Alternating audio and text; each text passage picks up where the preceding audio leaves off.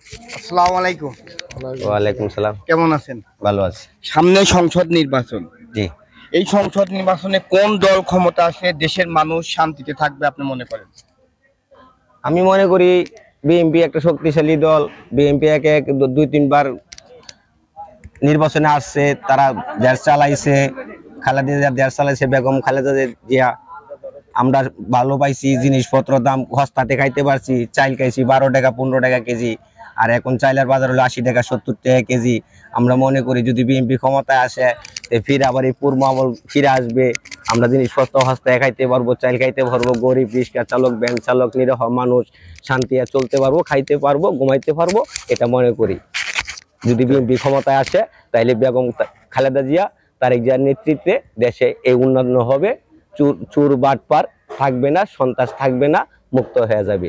আপনি কি মনে করেন দেশে যদি বিএনপি ক্ষমতায় আসে দেশের মানুষ কতটুকু শান্তিতে থাকবে?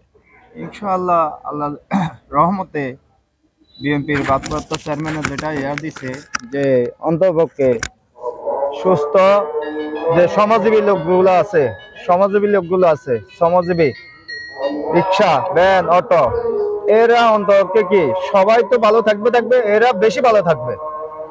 চালের দাম, ডালের দাম, পেঁয়াজের দাম, আলুর দাম সব কমবে।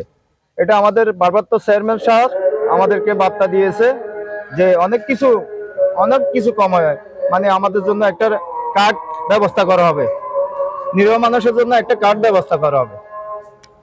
আর সব দেশবাসীর কাছে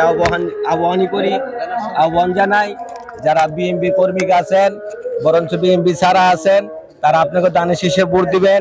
দানের শীষে ভোট দিলে চাইল হস্তায় খাইতে পারবেন, চাইল ডাল হস্তায় খাইতে পারবেন, দেশের সন্ত্রাস মুক্ত হবে, ঘুমায় শান্তি পাইবেন, কাম কাজ করে আরাম পাবেন, ব্যবসা ভালো থাকবে। সেটার জন্য আমি আবেদন করি সবাই দানের শীষে ভোট দিবেন।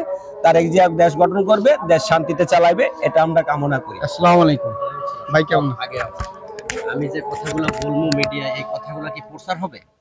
প্রচার হবে 100%? 100। তাইলে আমি বলতে পারি না।